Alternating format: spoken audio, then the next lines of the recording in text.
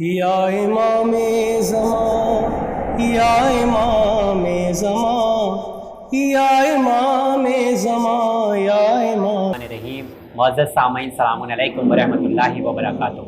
میں ہوں آپ کا میزبان ساجد رضوی، آپ تمام ناظرین کا استقبال کرتا ہوں اس بے حد خاص پروگرام میں۔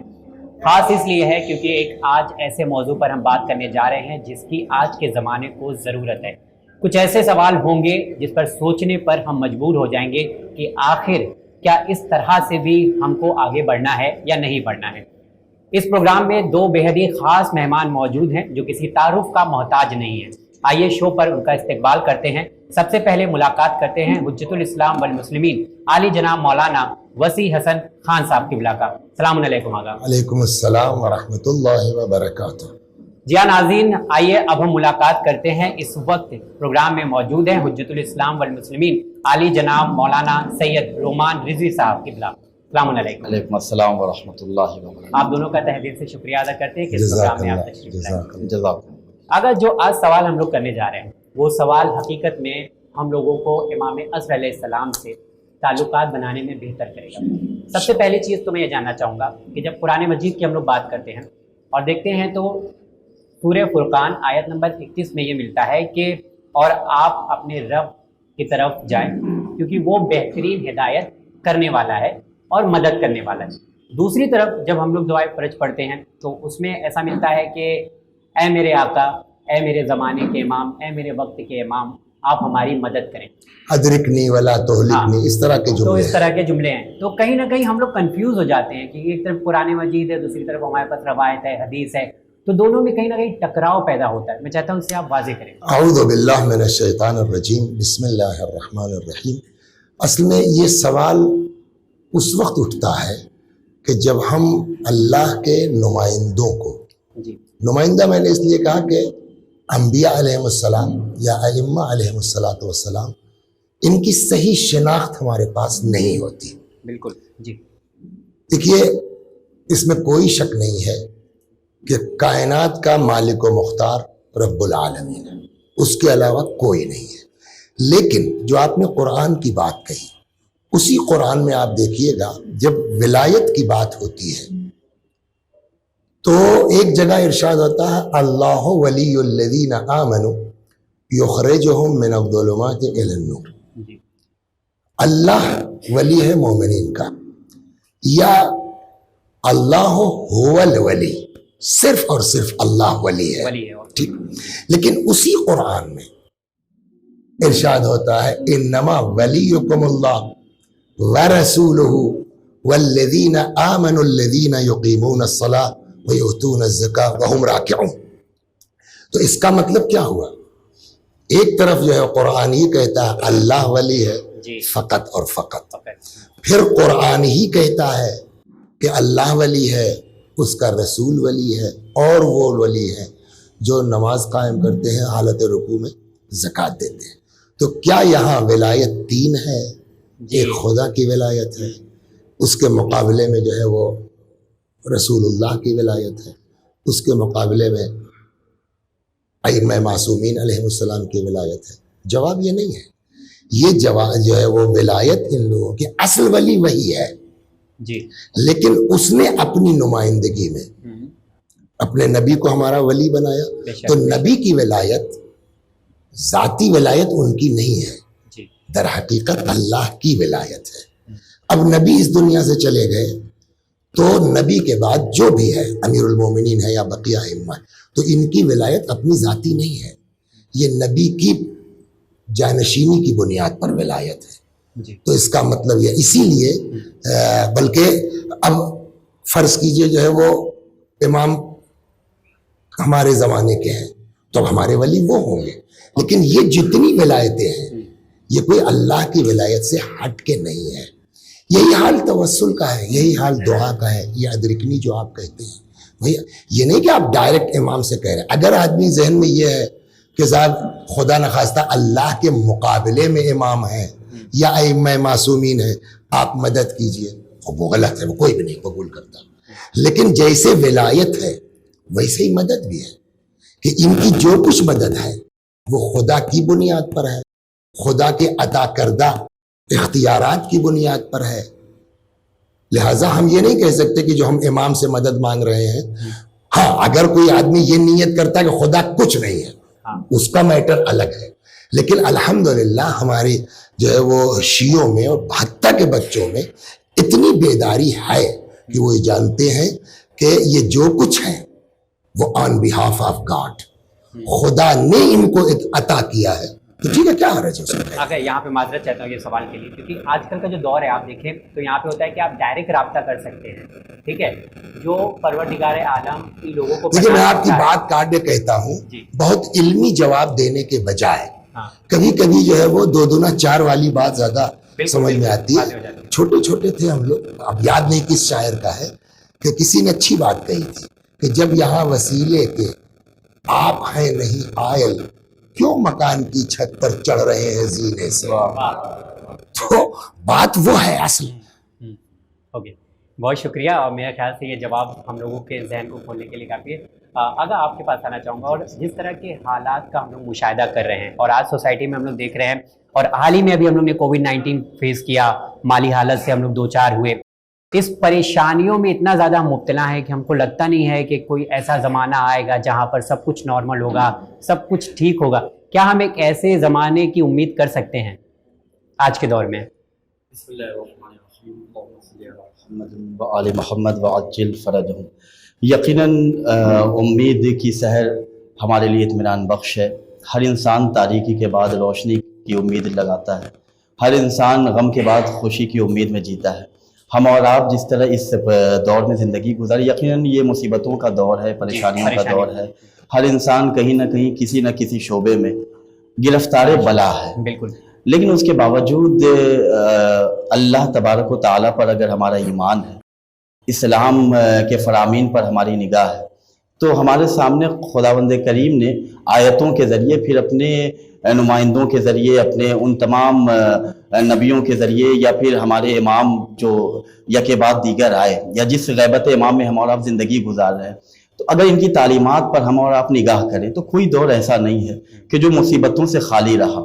لیکن جب انسان خدا پر بھروسہ کرتا ہے, جب انسان اپنی لوگ خدا سے لگاتا ہے, یعنی اپنا رابطہ, اپنا کانٹیکٹ خدا سے رکھتا ہے, تو پھر جب مددگار خدا کو بنا لیتا ہے یا خدا والوں کو بنا لیتا ہے, خدا نے جنہیں وسیلہ بنایا ہے, تو پھر انسان دنیاوی پریشانیوں میں جینے کے باوجود سکون کے ساتھ زندگی گزارتا ہے. جب وہ خدا کے احکام کو فالو کرے, یعنی صحیح پاتھ ہے, رائٹ پاتھ پہ اگر وہ جا رہا ہے, صحیح راستے کا اگر مسافر ہے, تو پھر اگرچہ راستہ طویل ہوگا لیکن وہ منزل تک پہنچتا ضرور ہے. وہ انسان کہ جو یونیورسٹی میں ایڈمیشن لے رہا ہے, داخلہ لے رہا ہے, یونیورسٹی بڑی ہے, فیس زیادہ ہے, وہاں کے لیکچرز اسے سمجھ میں بہت دیر میں آئیں گے, لیکن یہ ہے کہ وہ وہاں جس یونیورسٹی میں وہ داخلہ لینا چاہ رہا ہے, وہاں جب داخلہ لے لے گا تو وہاں کی پڑھائی بڑی اچھی ہے, اساتذہ بہت بہترین ہیں. تو وہاں جب انسان شامل ہوگا, جب اس یونیورسٹی میں داخلہ لے لے گا, اور اس یقین کے ساتھ کہ وہاں کی پڑھائی بڑی اچھی ہے, تو انسان جب وہاں سے باہر نکلتا, محنت اور مشقت کرنے کے باوجود, محنت اور مشقت جب انسان کرتا ہے تو اس میں زحمتیں, پریشانیاں ہوتی ہیں. لوگ اسٹوڈنٹس رات میں جاگتے ہیں, تب جا کے بہترین امتحان دیتے ہیں اور پیپر سالو کرتے ہیں. تو مصیبتیں ہیں, لیکن اس کے باوجود آسانیاں ہیں. تو اگر ہم اس سے, جیسے آپ نے کورونا کا نام لیا, اس کے علاوہ بہت سے اور وائرس ہیں کہ دھیرے دھیرے وہ وائرس ہمارے سامنے پیش کیے جا رہے, پروڈکٹ کیے جا رہے ہیں.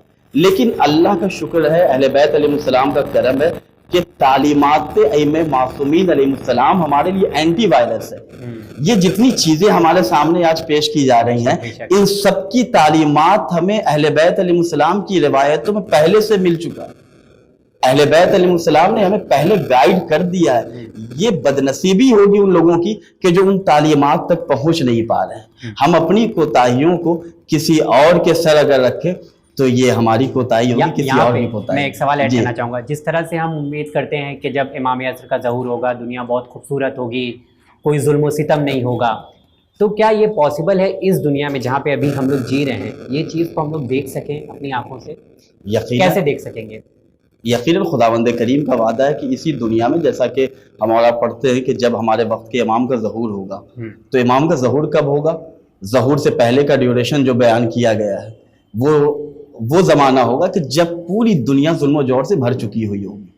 لیکن اللہ نے جہاں پہ روایتوں کی روشنی میں ہم تک یہ بات پہنچی ہے کہ ظہور سے پہلے کا زمانہ نگیٹو باتیں آ رہی ہیں، یہ ہوگا، یہ مصیبت ہے، یہ مصیبت ہے، لیکن اس کے باوجود امام کا جب ظہور ہوگا تو خود امام نے کہا نا اپنی حدیث میں کہ اے میرے چاہنے والوں واکثر الدعاء بتعجیل الفرج فإن ذلك فرجکم، میرے لیے کثرت سے میرے ظہور کے لیے دعائیں کرو. کیوں؟ اس لیے رزلٹ امام نے دیا ہے. جب تم دعا کرو گے تو اس کا رزلٹ نتیجہ یہ ہے کہ اس ظہور کی دعا کرنے میں جب میرا ظہور ہو جائے گا تو اس میں آسانیاں کس کے لیے؟ تمہارے لیے.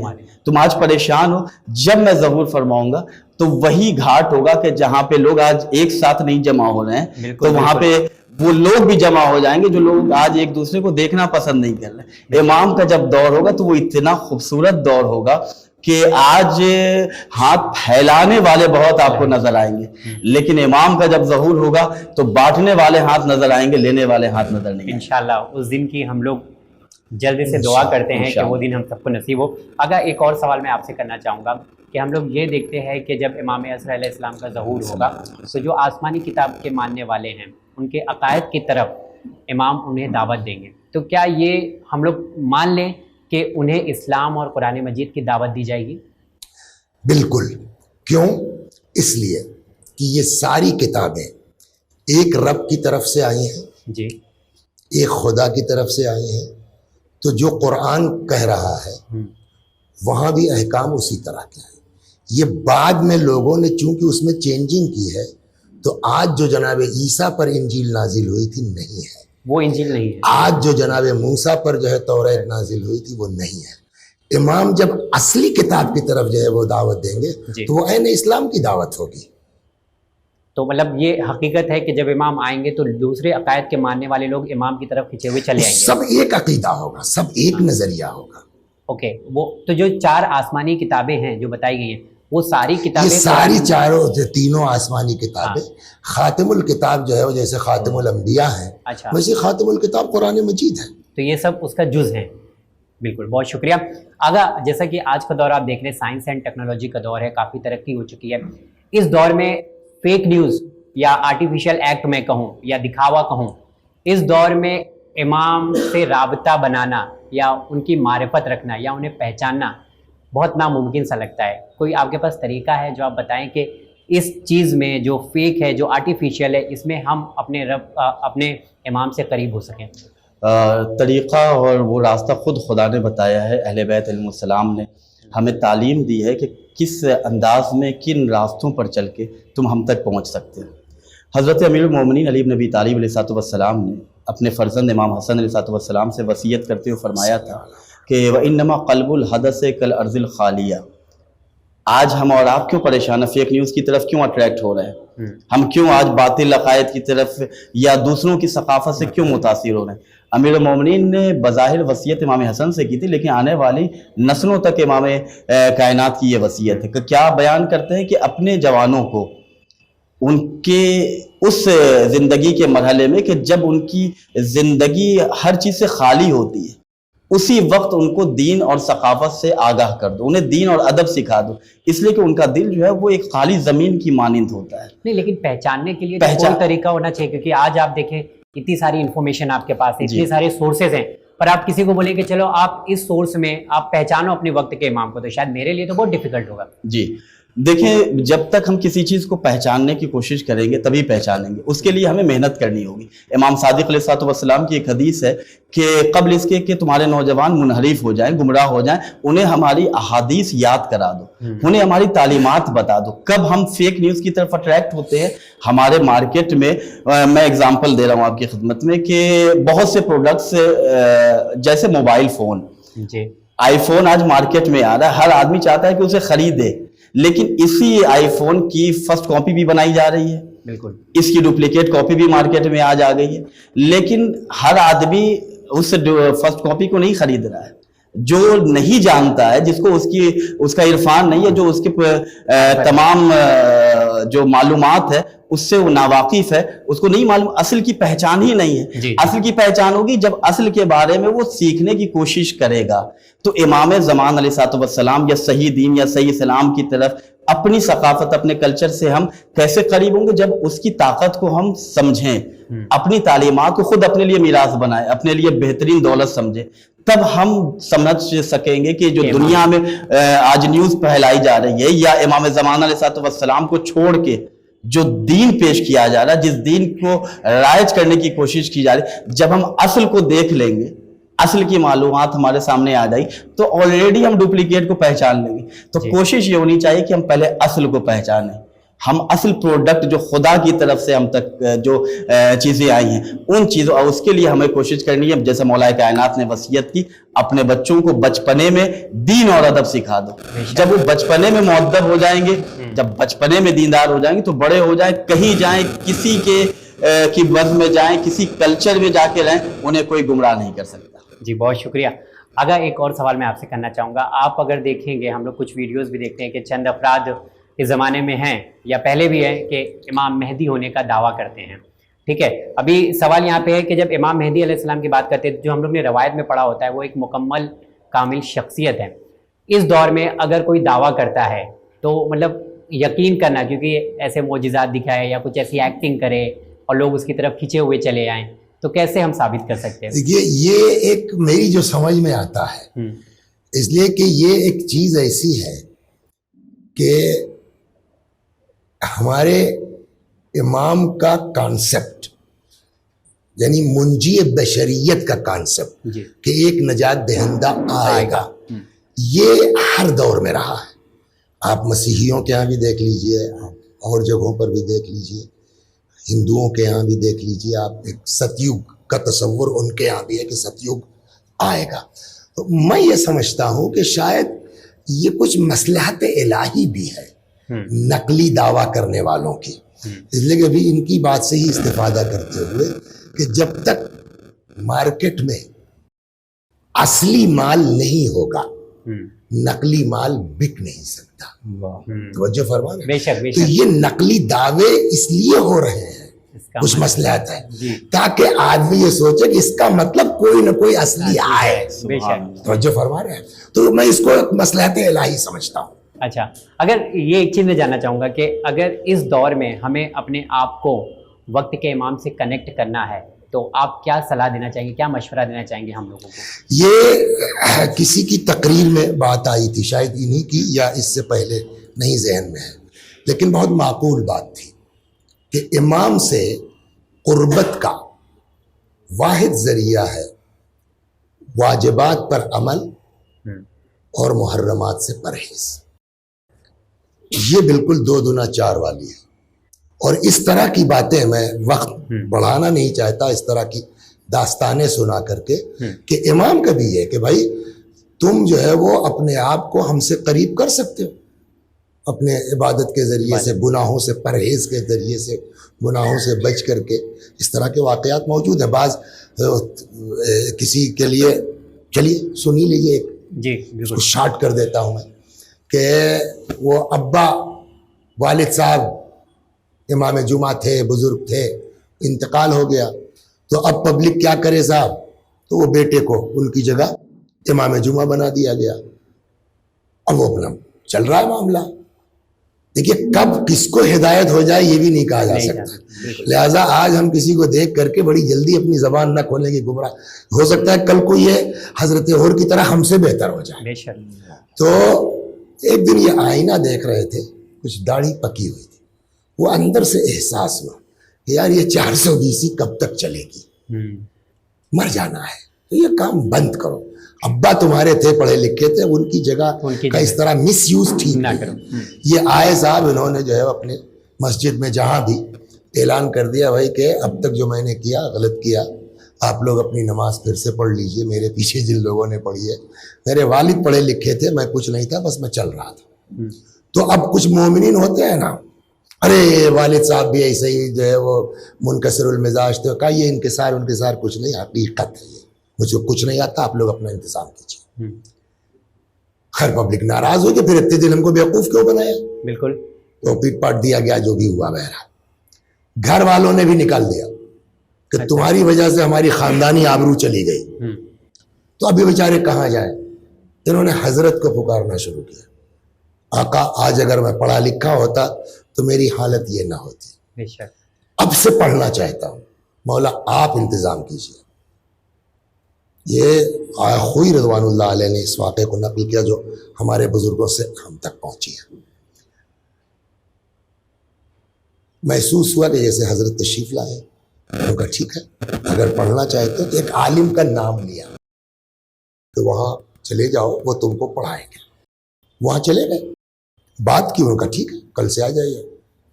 پڑھنا شروع کیا. ایک دن پہنچے تو استاد نے کہا بھائی آج درس نہیں ہوگا. ریزن وہ کتاب میری کہیں کھو گئی ہے, میں رات کو اس کا مطالعہ نہیں کر پایا ہوں. ایک دن ہوا, 2 دن ہوا, جب کئی دن ہو گئے تو انہوں نے کہا کہ قبلہ میں بتا سکتا ہوں کہ آپ کی کتاب کہاں ہے. کہا وہ والا مکان جو ہے آپ کا, اوپر جو کمرہ ہے کتابیں ہیں, اس میں بیڈ کے نیچے آپ کی کتاب گری ہوئی. کہا ڈھونڈوایا گیا, مل گئی. تم ہو کیا؟ میرے گھر کی کیفیت, وہ بھی دوسرے گھر کی, تم کو کیسے پتا؟ تو انہوں نے کہا صاحب مجھ کو کچھ پتا نہیں, میری صورتحال یہ ہے اور امام نے مجھ سے وعدہ کیا ہے کہ پڑھو, ہم انتظام کریں گے. مجھ کو اب کچھ ہوتی ہے تو میں حضرت سے فریاد کرتا ہوں. جب کئی دن درس نہیں ہوا تو میں نے اپنے امام سے کہا کہ مولا کس کے پاس بھیج دیا آپ نے, ان کی کتاب ہی گم ہو گئی. تو امام نے مجھ کو بتایا. اب تو اچھا آپ دیکھیں کہ جس انسان کو امام نے سلیکٹ کیا ہو ایز اے ٹیچر, وہ چھوٹا موٹا آدمی تو نہیں ہوگا. بالکل. اور ان کا تم اتنے قریب ہو حضرت سے. کہا تم, میں تمہارا استاد ہوں, میرا ایک کام کر دو. کیا؟ کہا آقا سے بات کر لو, میں بھی زیارت کرنا چاہتا ہوں. ٹھیک ہے. دوسرے دن پہنچے, کیا ہوا؟ امام سے بات ہوئی. کہاں ہوئی؟ کیا فرمایا؟ کہا حضرت نے فرمایا ہے کہ یہ جس منزل پر تھا اس نے اپنے آپ کو ٹھیک کر لیا ہے, تو میں اس سے ملتا ہوں. تم علم کی جس منزل پر ہو, ہر آدمی کی اپنی حیثیت ہوگی نا, اپنے آپ کو اس اعتبار سے ٹھیک کر لو. سفارش کی ضرورت نہیں ہے, ہم خود ملیں گے تم سے آگے. واہ سبحان اللہ. اگر آپ سے بھی یہ سوال کرنا چاہوں گا کہ آج جب اگر ہم لوگ امام وقت سے رابطہ کرنا چاہیں تو یہ سوچنے کو ملتا ہے اور سننے کو ملتا ہے کہ امام سے رابطہ کرنا بہت آسان نہیں ہے, بہت مشکل ہے. آپ کو اس کے لیے ایک کام کرنا ہوگا, یہ کرنا ہوگا کہ آپ کو جو یہ آج کی دنیا ہے اس سے اپنی زندگی کو الگ کرنا ہوگا اور آپ کو وہ روحانی زندگی گزارنا ہوگا. تو یہ دنیاوی زندگی سے تو رابطہ ختم ہونے سے رہا, ٹھیک ہے. اب روحانی زندگی اگر گزارنا ہے تو ہی پھر امام سے ملاقات ہوگی, یہ سمجھ کے باہر ہے. دیکھیے اسلام میں روحانیت کی مذمت کی گئی ہے. اس دنیا کو اللہ نے خلق کیا ہے, کیوں؟ اس لیے کہ ہم اسی دنیا میں رہیں گے. بہت سے لوگ دنیا کو برے الفاظ سے یاد کرتے ہیں کہ دنیا ایسی ہے, لعنت کرتے ہیں. ایک حدیث میں امام معصوم بیان کرتے ہیں کہ دنیا کو برا نہ کہو, اس لیے کہ جب تم دنیا کو برا کہتے ہو تو دنیا تمہارے اوپر ویل اور تف کرتی ہے. اس لیے کہ یہی وہ دنیا ہے, یہ وہ دنیا سواری ہے کہ جس پہ سوار ہو کر تم اس آخرت تک جاؤ گے جہاں ہم فیہا خالدون کی منزل ہے. تو اسی دنیا میں رہ کے کمال یہ نہیں ہے کہ ہم نجف اشرف میں رہ کے مولا کائنات کے حرم کے قریب رہ کے میں اپنی آنکھوں کو گناہوں سے بچا لوں. وہاں تو جدھر دیکھوں تو مولا کا حرم ہے, علماء ہیں, حوضے ہیں. کمال تو یہ ہے کہ بامبے میں رہ کے آپ سڑک سے گزر رہے ہیں, روڈ سے گزر رہے ہیں, اور آپ اپنی آنکھوں کو اس نیت سے پاک و پاکیزہ بنائیں کہ اس آنکھ سے اپنے وقت کے امام کا دیدار کرنا ہے. اس آنکھ سے ہم اپنے وقت کے امام کو دیکھیں گے. اپنے ہاتھوں کو اس لیے پاکیزہ بنائیں کہ اپنے ان ہاتھوں کو ہم اپنے مولا کے قدموں کے نیچے رکھیں گے, اپنے مولا کی خدمت کریں گے. تو اسی دنیا میں رہ کے, اسی معاشرے میں رہ کے ہمیں اپنے آپ کو پاک و پاکیزہ بنا ہے. رہی بات امام سے رابطہ اور کانٹیکٹ کی, امام خود ہم سے, امام کی بہت سی ایسی حدیثیں ہیں کہ جس میں امام کہتے ہیں کہ تم اپنے اندر پاکیزگی لے آؤ. آغائے تقی بہجت رحمت اللہ علیہ اکثر کہا کرتے تھے کہ بعض لوگ یہ کوشش کرتے ہیں کہ امام زمانہ سے ملاقات ہو جائے, ہم امام زمانہ کو دیکھ لیں, امام زمانہ کی زیارت ہو جائے.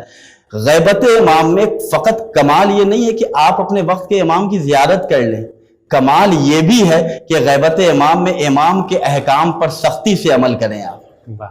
بے شک. تو امام سے رابطہ اگر کرنا چاہیں تو امام کی تعلیمات کو اپنے لیے اصول زندگی ایسا قانون سمجھے جیسے آج ہم اور آپ ٹریول کرتے ہیں, گاڑیاں چلاتے ہیں, تو اب ٹریفک پولیس بھی سامنے نہیں ہوتی, روکنے والی, لیکن اس کے باوجود ریڈ لائٹ جب جلتی ہے تو ہم وہاں پہ گاڑی کو روک دیتے ہیں. پوچھا گیا بھیا یہاں تو کوئی روکنے والا نہیں ہے, کہا کہ اگر ہم اس قانون کو توڑیں گے تو گھر ہم بعد میں پہنچیں گے, چالان پہلے موبائل میں میسج میں آ جائے گا. تو اسی عقیدے کو جو ہم دنیاوی اعتبار سے دنیا کے سزاؤں سے اپنے آپ کو محفوظ رہنے کے لیے دنیا کے قانون کو توڑنے سے بچاتے ہیں خود کو, اسی طرح ہم اپنی زندگی کو آخرت کے عذاب سے بچانے کے لیے ایسے کام سے اپنے کو بچائیں جو امام زمانہ کے لیے رنجیدگی کا سبب ہے, امام جس سے ناراض ہوتے ہیں. یہاں پہ ایک اور سوال ایڈ کرنا چاہوں گا چھوٹا سا, کیونکہ آج کی جو دنیا ہے آپ دیکھیں بہت بزی ہیں لوگ, ہم لوگ, اور بہت بھیڑ بھاڑ, ممبئی جیسے شہر تو بہت ہی زیادہ بھیڑ بھاڑ ہے یہاں پر. ایسے دور میں کیا ایسا ممکن ہے کہ ہم اپنی بزی لائف میں بھی امام سے ڈیلی جو ہمارا وقت گزر رہا ہے اس میں رابطہ قائم کر سکتے ہیں, یا اس کے لیے ضروری ہے کہ آپ مسجد میں جا کے بیٹھیں, حسینیہ میں جا کے بیٹھیں اور کئی تنہائی میں جا کے بیٹھیں, اس کے بعد ہی آپ کا رابطہ آپ کے وقت کے امام سے ہو سکتا ہے؟ دیکھیے حدیث سے معصوم ہے کہ ایک انسان اپنے گھر سے اپنے اہل و عیال کے لیے, اپنی فیملی کے لیے, اپنے بچوں کے لیے رزق حلال کی تلاش میں جب گھر سے باہر نکلتا ہے تو وہ انسان اس مجاہد کی طرح جو راہ خدا میں جہاد کر رہا ہے. تو ہم اور آپ اس بیزی لائف سے اگر وقت نکالیں, کب وقت نکالیں گے؟ جب ہمیں اس بات کا احساس ہو تب تو کہ ہماری یہ زندگی جس میں ہم اللہ کی طرف سے بھیجے گئے ہیں یہ ہمیشہ کے لیے نہیں ہے. یہ زندگی ہمیں اس لیے ملی ہے کہ اس مارکیٹ میں, اس دنیا کے مارکیٹ میں جتنا ممکن ہو سکے ہم آخرت کے لیے سامان خرید سکیں, اور آخرت میں وہ چیزیں ہمارے کام آئیں گی کہ جسے خدا نے بیان کیا ہے. انسان متقی ہو جائے,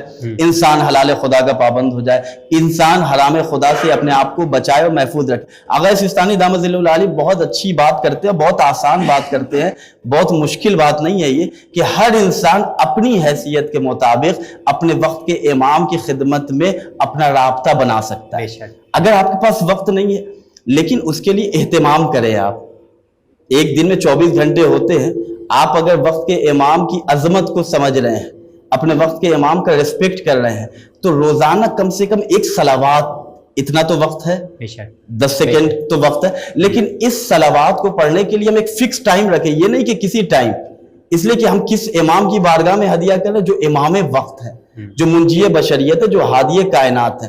تو ایک صلوات کے ذریعے سے, ایک سورہ الحمد کے ذریعے سے جو ہم پڑھ سکتے ہیں, لیکن اس کے لیے اہتمام کرنا ہوگا کہ ہم اگر پڑھیں گے تو نماز فجر کے بعد ایک فکس ٹائم رکھیں کہ ہم ایک صلوات امام زمان کی خدمت میں ہدیہ کریں گے. تو پہلے ہم اپنے وقت کے امام کی عظمت سے اپنے آپ کو واقف کرائیں کہ کس امام سے ہمیں رابطہ کرنا ہے. ہم اپنی سوسائٹی میں اپنے جیسوں سے جو کسی عہدے پہ فائز ہو جاتے ہیں تو ہم چاہتے ہیں کہ ہم ذرا سا ان سے بات کر لیں, ان کی بز میں چلے جائیں, تو ہماری عزت میں اضافہ ہوگا. وہ امام کہ جو کائنات کا امام ہے, اگر اس سے ہمارا رابطہ ہو جائے تو یہ ہماری عزتوں میں اضافے کا سبب ہے. انشاءاللہ ہم لوگ یہ کوشش کریں گے, اور اپنی زندگی میں ہم لوگوں کو کرنا بھی چاہیے کہ ظاہر سی بات ہے وقت کے امام کے ساتھ ہم لوگ کا رابطہ جو ہے اتنا مضبوط نہیں ہو پاتا, لیکن ہم لوگ کوشش یہ کریں کہ اپنے رابطے کو بہت مضبوط بنائیں. اگر ایک پیغام کے طور پر جب بھی دین اسلام کی بات ہوتی ہے تو یہ سوالیہ نشان لگایا جاتا ہے کہ دین اسلام خواتین کو وہ فریڈم نہیں دیتا, وہ اجازت نہیں دیتا, ان کے حقوق کو پامال کرتا ہے. تو اس حوالے سے آپ کیا جواب دینا چاہیں گے؟ ہمارے بیسک کتاب قرآن ہے, جو قانون کی کتاب ہے, دستور العمل و قرآن ہے. قرآن میں صاف لفظوں میں ہے لہن مثل الذی علیہن بالمعروف, جتنے ان کے حقوق ہیں اتنے ہی ان کے فرائض ہیں. یعنی نہ حق سے زیادہ فرض ان کے اوپر ہے, نہ فرض سے زیادہ حق ان کے اوپر ہے. البتہ کچھ چیزیں وہ ہیں کہ جو مرد کر سکتا ہے عورت نہیں کر سکتی, عورت کر سکتی ہے مرد نہیں کر سکتا. تو اللہ نے الگ الگ ذمہ داری دے دی ہے. آپ جو ہے 1 کنٹل کا وزن اٹھا سکتے ہیں, اللہ نے آپ کو یہ کیپیسٹی دی ہے, لیکن عورت 50 کلو اس کے لیے مشکل ہو جائے گا. تو آپ یہاں کہیں گے کہ صاحب مرد عورت برابر ہیں؟ بالکل. آپ اپنے ایک بزرگ تھے, خدا غریق رحمت کرے, الگ سے ہے, وہ فرماتے تھے کہ رات میں 2 گما پیٹ میں باندھ کے سو جاؤ. اینٹ مطلب اینٹ, ہاں گما لکھنؤ کی زبان ہے گما, اینٹ. 2 اینٹیں پیٹ میں باندھ کے سو جاؤ, رات بھر اگر صحیح سے نیند آ جائے تب سمجھ میں آئے گا کہ ماں کیا ہے. اور فرمانا مطلب کیا ہوا, آپ کو اللہ نے وہ دیا ہے کہ آپ 50 کلو 1 کنٹل اٹھا سکتے ہیں. عورت کو اللہ نے یہ کیپیسٹی دی ہے کہ آپ کو 9 مہینے اپنے پیٹ میں رکھ کے چل سکتی ہے. آپ ایک دن یہ کام نہیں کر سکتے. بالکل. تو کچھ چیزیں ہیں جو ایک دوسرے کے لیے الگ طے کی گئی ہیں, ورنہ قانونی اعتبار سے لہن مثل الذی علیہن بالمعروف.